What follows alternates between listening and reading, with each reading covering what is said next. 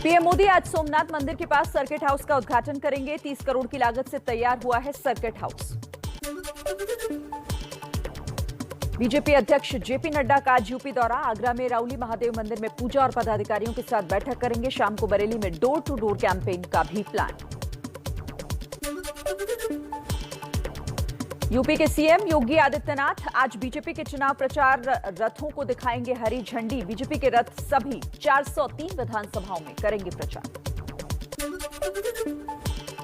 UP में कांग्रेस लाएगी युवाओं के लिए घोषणा पत्र। प्रियंका गांधी दोपहर 12 बजे युवा घोषणा पत्र जारी करेंगी। राहुल गांधी भी मौजूद रहेंगे।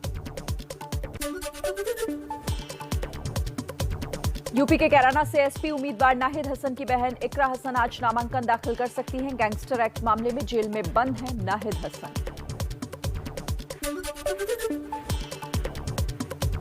यूपी में विधानसभा चुनाव के दूसरे चरण की अधिसूचना आज जारी होगी। पहले चरण के लिए नामांकन दाखिल करने का आज आखिरी दिन।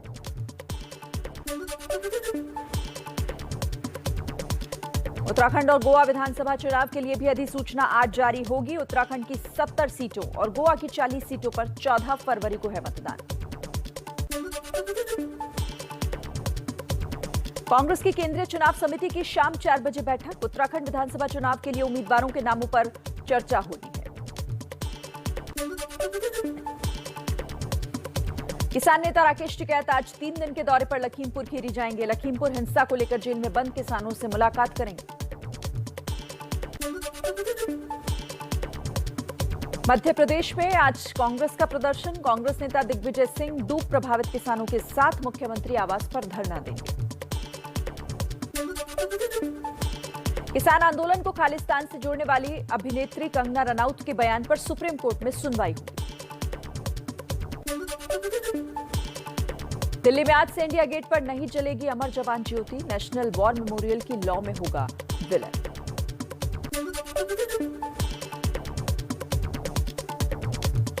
डब्ल्यूएचओ के महत्वपूर्ण सदस्यों की आज वर्चुअल बैठक। कोरोना महामारी में सुधार, महामारी के उपायों को लेकर भी चर्चा होगी। गृह मंत्री अमित शाह का कल मथुरा से यूपी में चुनाव अभियान की शुरुआत। 23 जनवरी को मेरठ में पदाधिकारियों के साथ बैठक करेंगे। अखिलेश यादव की सीट पर सस्पेंस खत्म हुआ। मैनपुरी जिले की करहल सीट से चुनाव लड़ेंगे। पहली बार विधानसभा चुनाव लड़ रहे हैं अखिलेश यादव। गोरखपुर से सीएम योगी के उम्मीदवार बीजेपी के कद्दावर नेता रहे दिवंगत उपेंद्र दत्त शुक्ला की पत्नी शुभावती को उम्मीदवार बना सकती है समाजवादी पार्टी। बीजेपी के मौजूदा विधायक राधा मोहन अग्रवाल के भी संपर्क में समाजवादी पार्टी। आजाद समाज पार्टी के अध्यक्ष चंद्रशेखर आजाद गोरखपुर शहर से लड़ेंगे चुनाव। सीएम योगी के खिलाफ मैदान में ठोकेंगे ताल। गोरखपुर में करीब 4 लाख निषाद और 2 लाख दलित वोटर हैं। कांग्रेस से समाजवादी पार्टी में आए इमरान मसूद एसपी में ही बने रहेंगे। सूत्रों के मुताबिक अखिलेश यादव से मुलाकात के बाद नाराजगी दूर हुई। यूपी में एसपी आरएलडी गठबंधन को राहत। जेवर से प्रत्याशी अवतार सिंह भड़ाना ने फिर चुनाव लड़ने की घोषणा की। पहले उनके वकील ने कहा था कोरोना होने की वजह से चुनाव नहीं लड़ेंगे। और आइए अब कुछ और अहम खबरें आपको बता देते हैं फटाफट अंदाज में।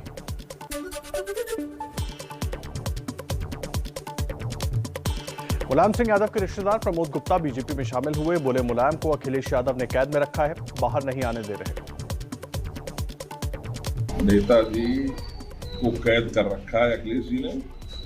वो विक्रमादित्य मार्ग से निकल नहीं पा रहे हैं, किसी से मिलने नहीं दिया जा रहा है। बीजेपी को मुस्लिम विरोधी बताने वाले मौलाना तौकीर रजा की बहू निदा खान ने बीजेपी की तारीफ की। बोली 3 तलाक से आजादी दिलाई और महिलाओं को सुरक्षा दी। 3 तलाक एक ऐसी तलवार थी जो हर लड़की पे हर टाइम लटकती रहती थी। हमारा सिर्फ भाजपा सरकार ने साथ दिया, महिलाओं को एक तरीके से प्रोटेक्शन दी शादी में कि 3 तलाक उनके साथ नहीं होगा।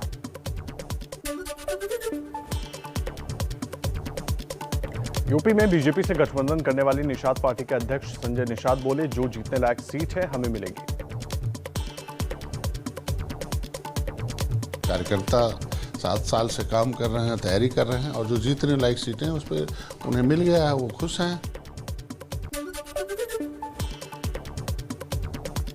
यूपी के मुजफ्फरनगर में बीजेपी विधायक और उम्मीदवार विक्रम सैनी के प्रचार में बवाल। गांव में पहुंचे तो लोगों ने गुस्से से वापस लौटाया। विधायक को जोड़ने पड़े हाथ। काम न होने से लोगों में नाराजगी।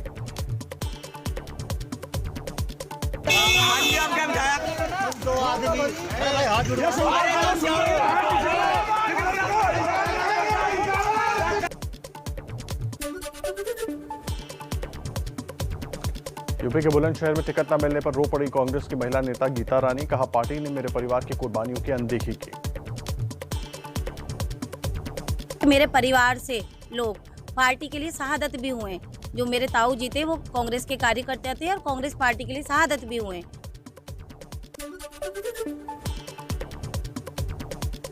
मुजफ्फरनगर सदर से मेहर जहां को नहीं मिला कांग्रेस का टिकट तो फूट फूट कर रोई। कहा, पैसों वालों को टिकट दिया जा रहा है। वीडियो सोशल मीडिया पर हुआ वायरल।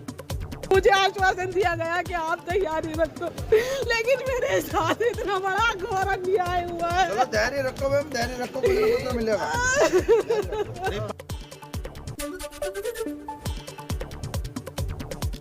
मेरठ की सरधना से विधायक संगीत सोम का अखिलेश पर निशाना। कहा, मुलायम ने अजीत सिंह को खत्म किया, अब अखिलेश जयंत को खत्म कर रहे हैं। ओवैसी को नहीं पता कि ये हैदराबाद नहीं यूपी है।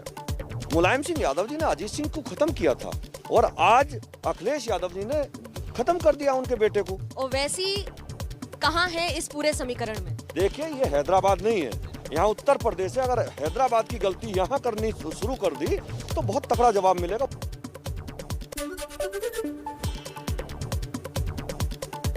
यूपी में पहले चरण के चुनाव के लिए नामांकन का सिलसिला जारी। मेरठ में बीजेपी सोमेंद्र तोमर और बीएसपी के कई दिग्गजों ने भरा पर्चा। और आइए अब देख लेते हैं कुछ और अहम खबरें फटाफट अंदाज में।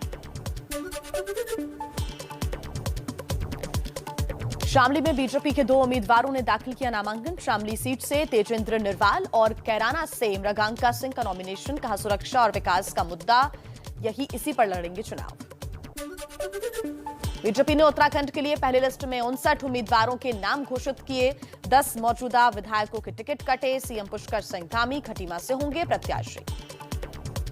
श्री पुष्कर सिंह धामी जी वह खटीमा से चुनाव लड़ेंगे। केंद्रीय चुनाव समिति ने उनके नाम पे मोहर लगाई है।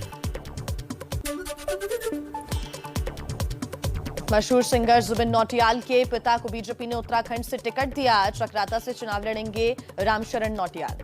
मैं अपने लीडरशिप का बहुत बहुत आभार व्यक्त करता हूं और यहाँ चुनाव हम लड़ेंगे, बहुत मुस्तैदी से लड़ेंगे। और मैं शुभकामना देना चाहूँगा अपने पिताजी श्री रामशरण नौटियाल जी को। और उनका एक बहुत लंबा स्ट्रगल है जो वो करते आए हैं और उनका एक बहुत लंबा दर्द है इलाके के लिए। उत्तराखंड के हरिद्वार में बीजेपी प्रदेश अध्यक्ष मदन कौशिक के स्वागत में उमड़ी भीड़। कोरोना प्रोटोकॉल की उड़ाई गई धज्जियां। तो उत्तर प्रदेश के फिरोजाबाद में एसपी उम्मीदवार सर्वेश यादव के खिलाफ कोरोना नियमों के उल्लंघन पर केस दर्ज। पंजाब में आम आदमी पार्टी के सीएम उम्मीदवार भगवंत मान धुरी विधानसभा से लड़ेंगे चुनाव। संगरूर जिले में आता है धुरी।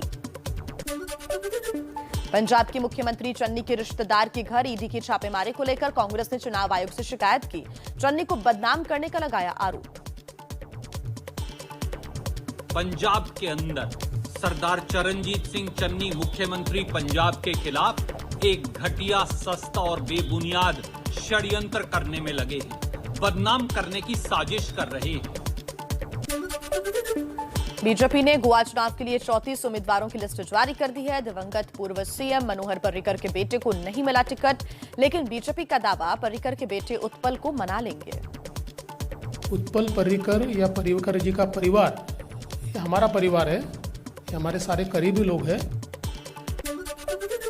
गोवा के सीएम प्रमोद सावंत का बयान। दिवंगत नेता मनोहर पर्रिकर के बेटे उत्पल पर्रिकर से हो रही है बातचीत। चुनाव लड़ने के लिए 2 सीटों की पेशकश भी की गई है। गोवा में बीजेपी की लिस्ट आने के बाद बगावत पूर्व सीएम लक्ष्मीकांत पार्सेकर और डिप्टी सीएम चंद्रकांत कावलेकर की पत्नी को टिकट नहीं मिलने से वो नाराज हैं। निर्दलीय चुनाव लड़ेंगे दोनों नेता। गोवा विधानसभा चुनाव में शिवसेना 10 सीटों पर लड़ेगी। एनसीपी के साथ गठबंधन हुआ। शिवसेना के संजय राउत बोले, पर्रिकर के बेटे अगर निर्दलीय लड़ेंगे तो हम उनका समर्थन करेंगे। पर्रिकर जी के बारे में हमारे मन में एक भावना है कि उनका बेटा अगर चुनाव लड़ना चाहता है बतौर इंडिपेंडेंट कैंडिडेट, तो जरूर हम उनको मदद करेंगे। गोवा में कांग्रेस ने 5 और उम्मीदवारों की घोषणा। पणजी सीट से एल्विस गोम्स को टिकट दिया। पिछले चुनाव में आम आदमी पार्टी के सीएम उम्मीदवार थे एल्विस गोम्स। आजादी के अमृत महोत्सव से स्वर्णिम भारत की ओर कार्यक्रम की हुई शुरुआत। साल भर में होंगे 15,000 से ज्यादा कार्यक्रम। ब्रह्म कुमारी के मुख्यालय से कार्यक्रम की हुई शुरुआत। सबका साथ, सबका विकास, सबका विश्वास, सबका प्रयास, ये सब देश का मूल मंत्र बन रहा है।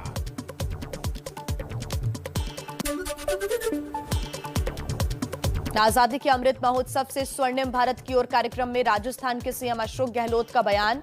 पीएम मोदी से कहा, देश के अंदर तनाव और हिंसा का है माहौल। तनाव का माहौल है देश के अंदर, हिंसा का माहौल है, उसे छुटकारा मिले। महाराष्ट्र में नगर पंचायत चुनाव में बीजेपी का बजा डंका। चुनाव में सबसे बड़ी पार्टी बनी बीजेपी। मुंबई में बीजेपी दफ्तर के बाहर कार्यकर्ताओं ने मनाया जश्न।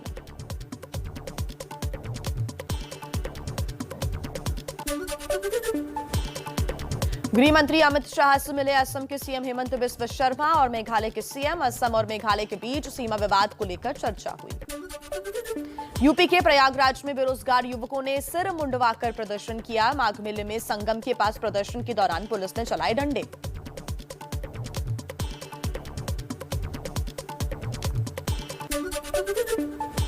जयपुर में मुख्यमंत्री अशोक गहलोत के घर के बाहर किसानों ने किया प्रदर्शन। किसानों की जमीन खरीद फरोख्त पर गहलोत सरकार के फैसले से किसान हैं नाराज। केरल में सियासत की हिंसक झड़प। लेफ्ट और यूथ कांग्रेस के कार्यकर्ता आपस में भिड़े, बड़ा बवाल हुआ।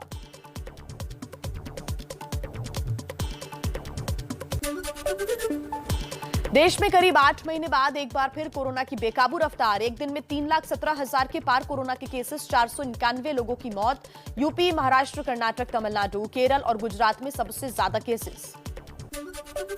केंद्र सरकार का दावा, कहा तीसरी लहर में दूसरी लहर के मुकाबले मौत कम हुई। कोरोना वैक्सीन का दिख रहा है असर।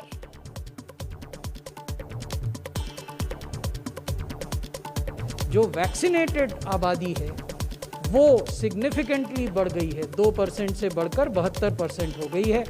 तो हम ये बताना चाहते हैं कि वैक्सीनेशन का प्रभाव होता है। दिल्ली में कोरोना के केसेस में आई कमी, लेकिन थम नहीं रही है मौत की रफ्तार। एक दिन में कोरोना से 43 लोगों की जान गई। 12,306 नए केसेस आए सामने। सरकार ने कोविड टेस्ट की कीमत भी घटाई। देश में कोरोना वैक्सीन की अब तक 160 करोड़ डोजेज लगाई गई हैं, यानी आधी आबादी का हो चुका है टीकाकरण। इनमें से 66 करोड़ लोगों को दोनों डोज लग चुकी हैं। झारखंड के स्वास्थ्य मंत्री बाना गुप्ता बोले, बीजेपी की सरकार वाले राज्यों में वैक्सीन सबसे ज्यादा बर्बाद की गई। टोटल वैक्सीन 62 लाख जो है पूरे देश का खराब हुआ, और 62 लाख में 29,30,000 वैक्सीन उड़ीसा, गुजरात, असम, त्रिपुरा, ठीक है, जो भाजपा शासित राज्य हैं। कोरोना के बढ़ते केसेस के बीच महाराष्ट्र में 24 जनवरी से फिर खुलेंगे स्कूल्स। पहली से 12वीं तक के स्कूलों में कोविड प्रोटोकॉल के तहत होगी पढ़ाई। महाराष्ट्र के पूर्व गृह मंत्री अनिल देशमुख पर परमवीर के आरोपों की जांच कर रहे चांदीवाल कमीशन की आज हो सकती है आखिरी सुनवाई। कमीशन अगले महीने उद्धव सरकार को सौंपेगी रिपोर्ट।